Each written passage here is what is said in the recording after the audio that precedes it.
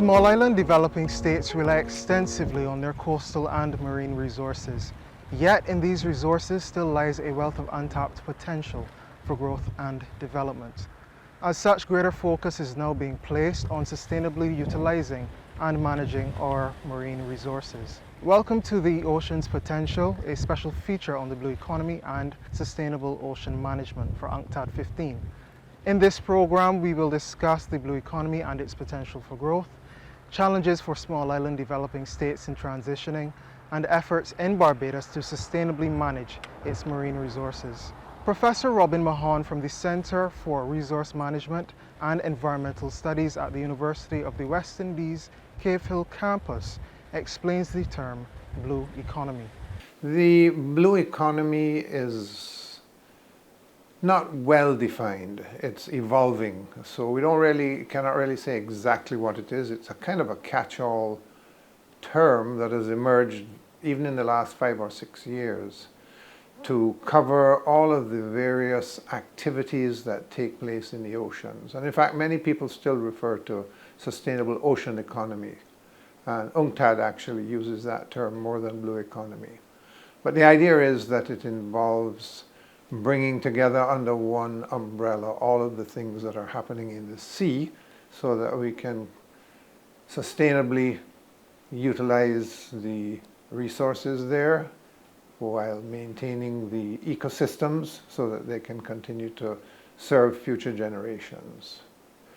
This is really important for small island developing states, largely because the land area to sea area ratio for many of them is huge. They have way more sea area than they have land area. So this provides an opportunity for them to develop and expand in ways that they have not been able to using their landside resources.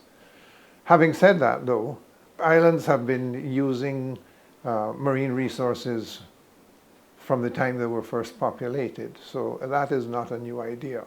It has garnered a lot of recent attention, I think, because in 2012, leaders of developing nations said, look, a lot of the world is focused on the green economy and deforestation and compensating larger economies for the damage that they're experiencing. But for us in small island developing states, nobody's talking about the ocean. So it's almost a rebel kind of orientation, developing countries making a stance for themselves. So the blue economy is about how do we manage that space, that water space. For Barbados, our ocean space is 424 times the size of our land space. That is significant opportunity. Barbados has a land space of 166 square miles. We have 12 nautical miles as our maritime territory, and our exclusive economic zone is much larger. And this is a point that I want to make. So our territory runs from the coastline 12 nautical miles away from Barbados's coastline. We are responsible for everything under the water, so the seabed, the water, everything in it, and the airspace above those 12 nautical miles. And then we have an exclusive economic zone that extends much wider. And in the case of Barbados, I actually wrote the figure down because I wanted to get the numbers right. It's 186,898 square kilometers, 72,162 square miles. So Barbados as an island is 166 square miles, or 431 square kilometers, with a potential environmental economic space or maritime economic space, or to use the correct legal expression, EEZ, exclusive economic zone of that magnitude. And this is where SIDS have a tremendous potential for leveraging that power. Yes, you are a small island, your small land space, but that maritime territory potentially has significant resources that can be exploited. We just saw millions and millions of barrels of oil found in Guyana. We know that there is oil in the waters offshore Barbados. We know that there are minerals that can be extracted from the seabed for a wide use of industrial and other applications. We know that our marine resources also include fisheries, whether it is sea eggs or snappers, potfish, or pelagics like dolphin. So there is a tremendous potential economic wealth in our maritime territory, and we have to develop proper instruments for the sustainable exploitation for our economic benefit as a country and as a people. Well, for most small island developing states, coastal and marine resources are critical. Many of them are high island states, and we have a lot of those in the Caribbean, but also in the Pacific and elsewhere, where to put it simply, the middle of the island is a great big mountain, and everything is clustered on the coast, on usually a very narrow coastal plain. So space is very limited. And so, the idea of expanding into ocean space is very attractive and is seen to hold a lot of potential for small island developing states. They're very dependent on tourism, many of them, which is also very dependent on healthy oceans, seafood, good functioning coral reefs and other ecosystems for a variety of reasons. And unfortunately, our tourism partners haven't quite tuned in to the extent that we would like on how important the sea is to them in terms of beginning to partner with us and contribute to building sustainable oceans. Unfortunately, we do not know a lot about that 424 times the difference of our land space, as is the case in most places around the world, right? Many people do not fully understand what is in that ocean space. And so we now have a responsibility to protect that space. We have a responsibility to preserve the biodiversity within that space for the fishermen that utilize the space, but just for life, just to be able to live and to be able to maximize it. In Barbados, we looked at a few core areas in our blue economy. We looked at transportation, specifically as it relates to maritime transportation. We looked at health as it related to the health of the ocean, but also our own capacity to be healthy by running on the beach, taking a swim, beach-related activities and sports and so on. We looked also at biodiversity and biotechnology. How can we use the ocean to generate the kind of results that larger countries are able to generate now? People are finding all kinds of medicines and so on in the ocean space. And of course, we looked at fisheries. And the idea was to look at the original way for fishing, traditional fishing, but also to look at aquaculture and aquaponics and mariculture and different areas, so that we would do all of this within a renewable energy platform. That is the Barbadian approach. There are other areas, of course. There's tourism, and depending on how you look at it, there's ocean-based renewable energy. All those are within the blue economy, but specifically for the ministry, that's how we've chosen to focus on it. The wealth of potential held in our waters has led to some regarding the blue economy as the next frontier in development. Minister of Maritime Affairs and the Blue Economy, the Honourable Kirk Humphrey, gives us his take on this notion. I don't know if I want to call it the new frontier. I think that we've been doing a lot of stuff in the blue economy for a long time, even though we've called it by another name. But I do think we have to deepen that frontier. We have to be bigger in our imagination, bigger in the way we conceptualize what is possible for the blue economy. We spoke very briefly about renewable energy, and ocean-based renewable energy is going to be, I think in that regard, the world is our oyster. All the studies have shown that the waters around Barbados can produce enough energy to basically propel and light up the whole of the Caribbean. We know that we have the energy source here. It is natural, it is there. What is prohibitive has always been the cost. But Barbados has been very steadfast in our belief that that is one of the areas of revenue that we have to pursue. The minister responsible, the Honourable Carrie Simmons, he would tell you that Barbados is already in part of our reach out in energy. We've already contemplated wind energy offshore. We know, for example, that in the north, there are areas that we've identified as well as the south. We're going to have both fixed and floating wind farms in Barbados. That would allow us to generate electricity, that will reduce our energy bill, in Barbados that would make the cost of doing business significantly cheaper than it currently is, that would feed into our grid once we can settle on the feed-in tariff rates and so on. We've made very clear recommendations as it relates to renewable energy from the ocean. And those will begin to, I believe, significantly reduce the expenditure because fossil fuel is expensive. And as the world is, many people, talk about renewable energy once diesel prices go up or once gas prices go up. But once the prices come back down, nobody's having that conversation. But the conversation is changing now because it is not about the price of diesel anymore. It is about the impact on the climate. And therefore, that is going to be, I think, a significant revenue earner for Barbados. At least it's going to reduce our costs significantly, the millions that we're spending on fossil fuel, and it helps us position ourselves as a principle-based country as well. That's one. In terms of being able to fish and the fish that we catch, for the most part, Barbados cannot export to the European Union right now. It is one of the things that saddens me. I've met with the representatives of the EU here. I've met with the Minister of Agriculture, and he's in fact leading the process in helping us to be able to export to the EU so that we can have more exports on the international market. To be able to do that, we have to be able to catch fish. There has to be fish to catch. Barbados imports between 70 and 80% of the fish that we consume. For a small island developing state like Barbados, that is regrettable. That is why I think it's going to be important that, one, we manage these spaces so that we can start to replenish our fish stock, one. The ministry is working on what we call FADs, fish aggregating devices, that allows, that once we place them around the island as we will, it would allow fishermen to go to these particular areas and to catch fish. So they don't have to go hunting for fish. They know where to go to catch the fish. It has to be managed, but it's going to also reduce the amount of fossils that are being burned to catch those fish and generates greater revenue because we believe we're going to catch more fish with a lot less effort.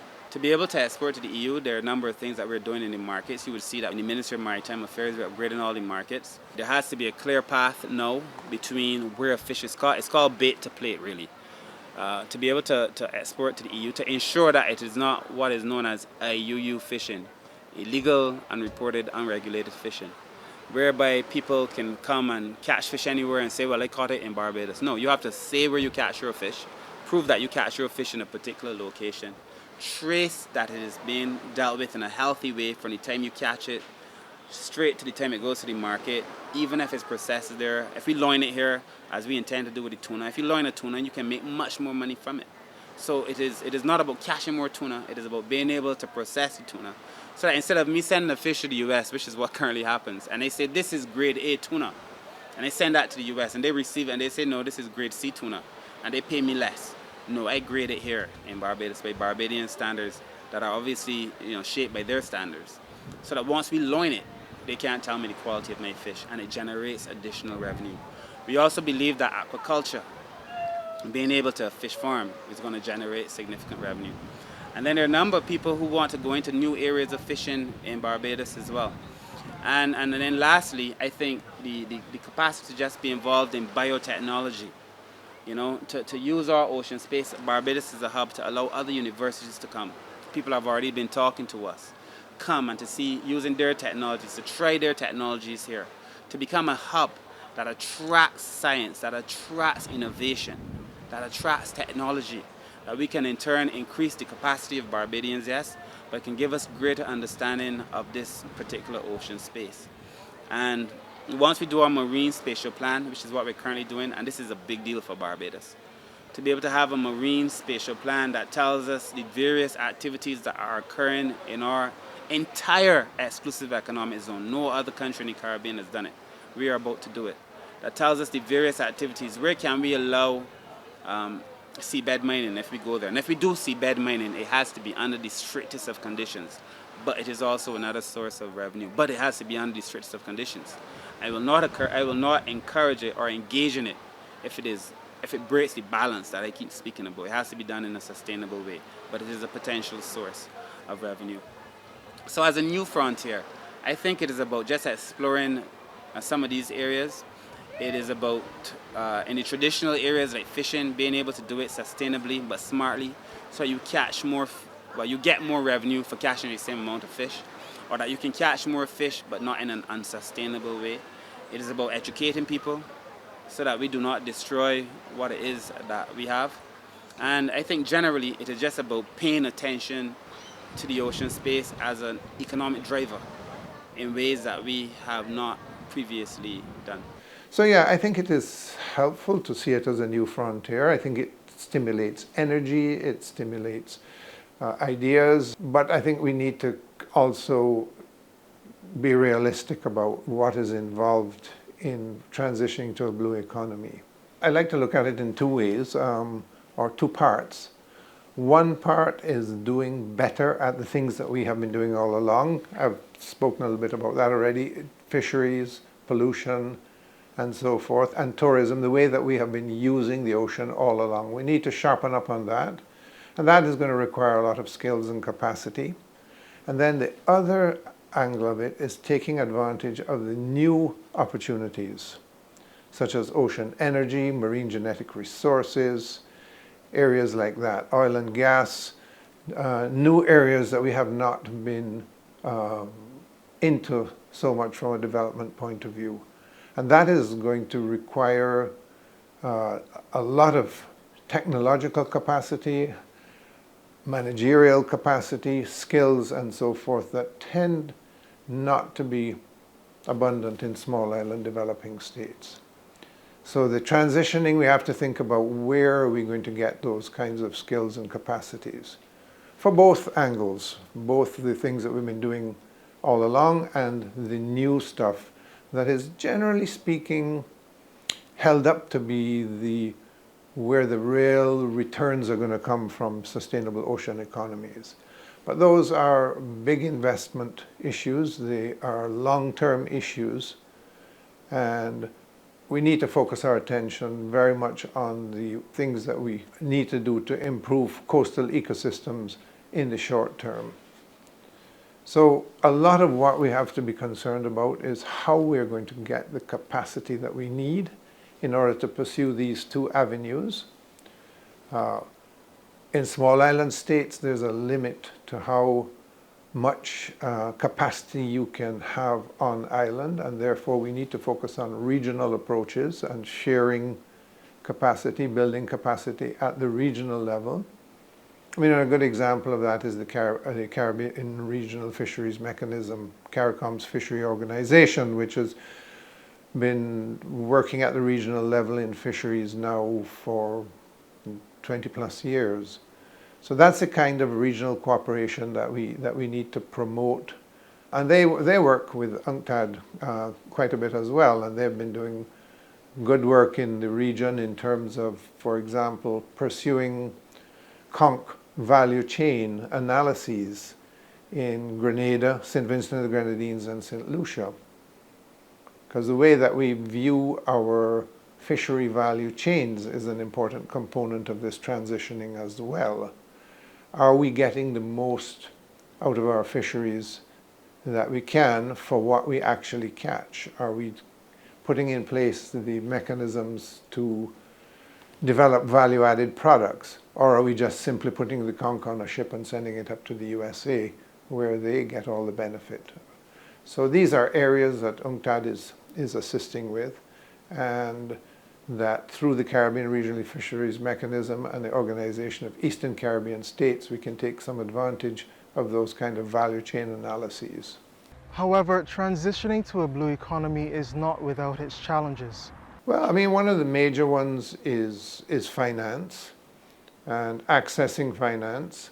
The kinds of developments that we're talking about are often big infrastructure developments that require a lot of money. And so we have to develop innovative ways of partnering with those who have the money and ensuring that that partnership results in benefits to small island states. So that's a big issue there, but also putting in place the kind of governance arrangements that are going to be required in order to ensure that as we reap the returns from what we're doing, that we are staying sustainable and that we are not destroying the marine ecosystem. And we haven't done very well at that in the past. So I'll have to be forgiven if I have a little bit of skepticism about our ability to suddenly turn around and do a good job of that without making some serious changes to the way that we perceive sustainability and environment in the ocean. Beyond these challenges, climate change threatens not only the terrestrial environment, but the marine environment as well. We are now seeing what a big game changer it can be. I mean, look at the implications of sargassum, which we're now fairly sure is a climate change type output or outcome. That's had a huge impact on our tourism, on our fisheries, also on transportation, marine transportation. So climate change is something that we're going to have to seriously reckon with. It's likely to increase storms, storm intensity, which can also be a factor for marine transportation. But most important there is going to be our sea level rise, which is going to end up in erosion of our beaches, and we should probably be thinking of retreating from the coast soon, and the town planners should be factoring that in, and I believe that Barbados 2017 Physical Development Plan has a lot to say about that. Then we have the warming, which is likely to lead to destruction of corals, and that is a huge factor for small island developing states globally, because coral reefs protect shorelines and also produce a lot of food. And last but not least, the big unknown is what the implications of acidification are going to be, because as carbon dioxide increases, it dissolves in seawater, and seawater becomes more acid. And many marine organisms have shells, which is calcium carbonate, which dissolves in acid. So corals, clams, all sorts of crustaceans that have shells are going to find it more difficult to maintain their lives and reproduce as the ocean acidifies.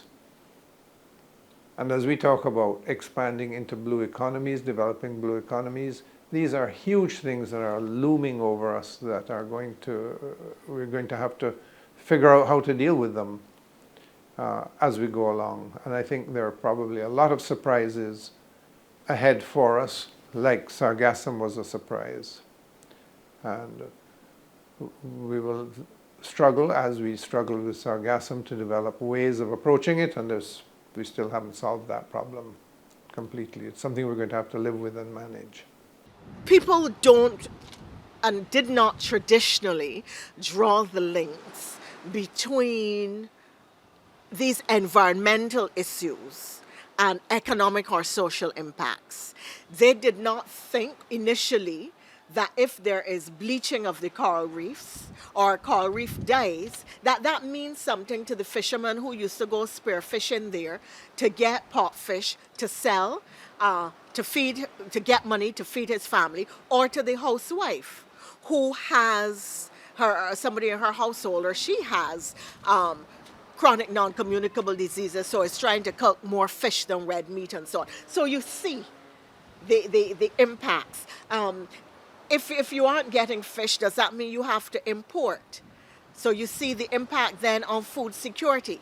Then you look at the impact on your food import bill. It is all a chain. The dominoes fall as the issue unfolds and the problem unravels and becomes more difficult to manage. So there are connections, and it is very important for us to understand and manage those connections.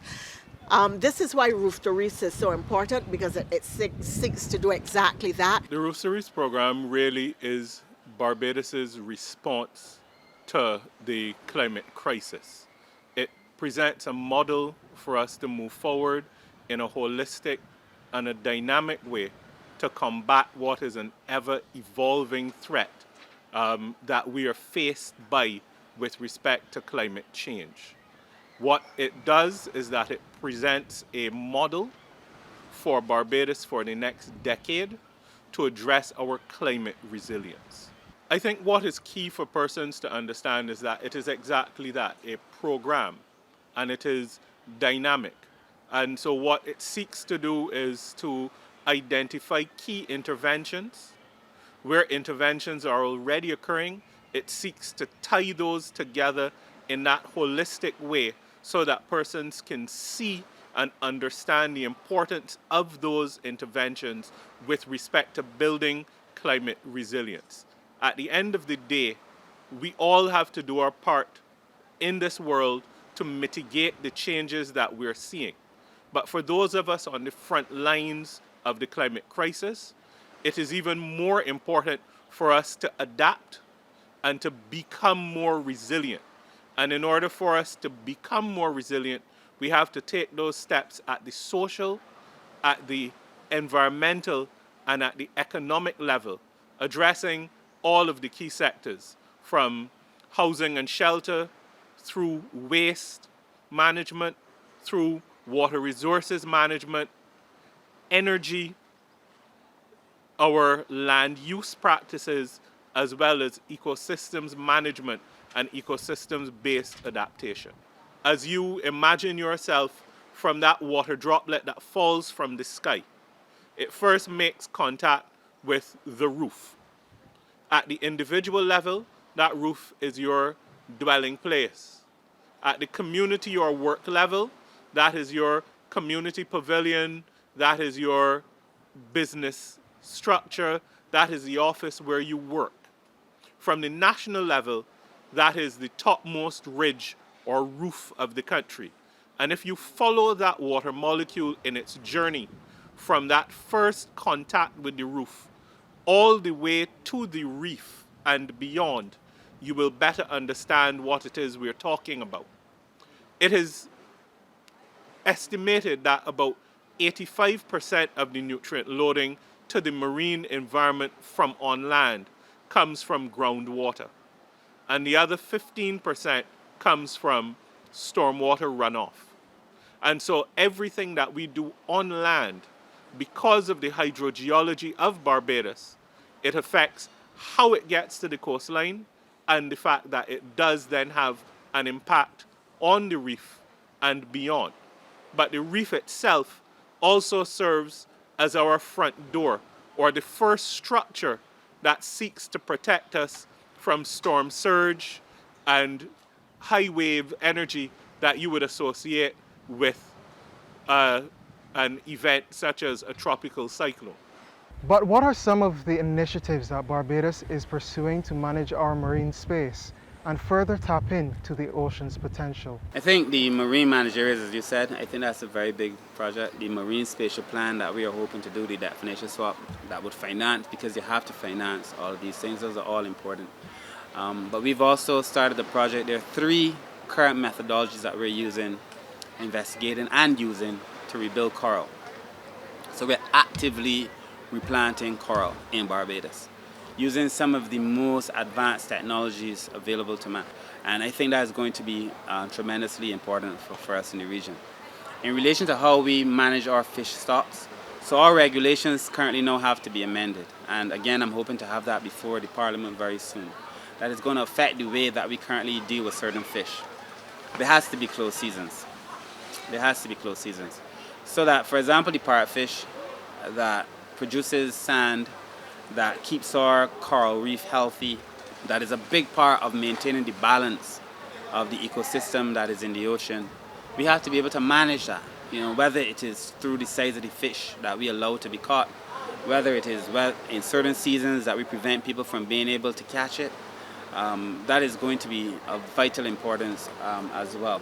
As part of our commitment with the Commonwealth Clean Ocean Alliance, Barbados had banned the petroleum-based single-use plastics. And there are a few other things in that regard that we have to be able to do to protect the marine life, to protect the turtles, to protect the fish. Because, it's not just on the fish that you see it, but if you eat fish that has eaten plastic, then you're basically consuming plastic as well. So we're doing a number of those things. Any conversation on the blue economy in an era of climate change has also to look at what are you doing for adaptation. So what are you doing to make sure that you educate people, first of all? But what are you doing to protect this space? What beyond the coral reefs? And how do we then put in the revetments that you will see that will prevent the storm surges from coming in? It is going to require that some persons along the coast may have to compromise and allow us to use what they consider to be their space and privacy to be able to build the kind of revetments to protect other Barbadians.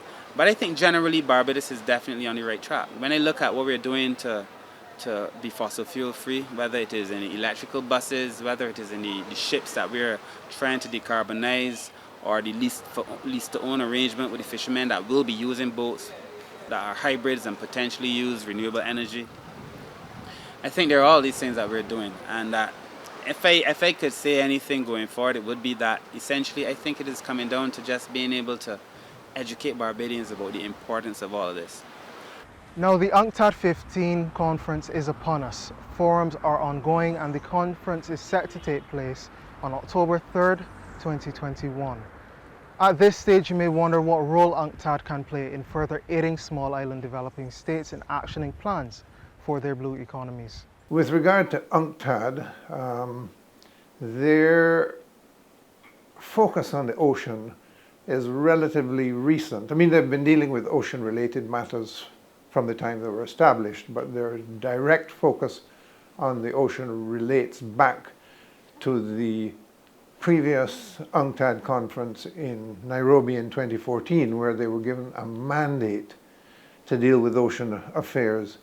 And to do that, they've been working on that. They set up the 5 pillars that you mentioned. And those pillars, and I'm just looking here, are economic and trade, environmental, social, scientific and technological, and governance.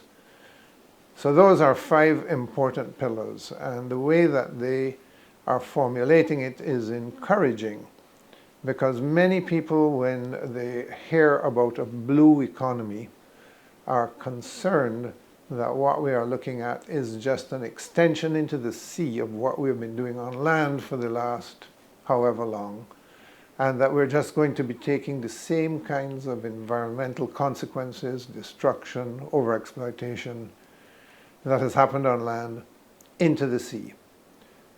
Then on the human side of it, we are concerned, or many are concerned, that blue economy, if approached purely as a development focus with gross domestic product as the outcome or the indicator that is most important, is going to continue to increase the inequitability that we're seeing among countries and among people. So looking at the 5 pillars, it's actually very encouraging to see that they have an environmental pillar and a social pillar.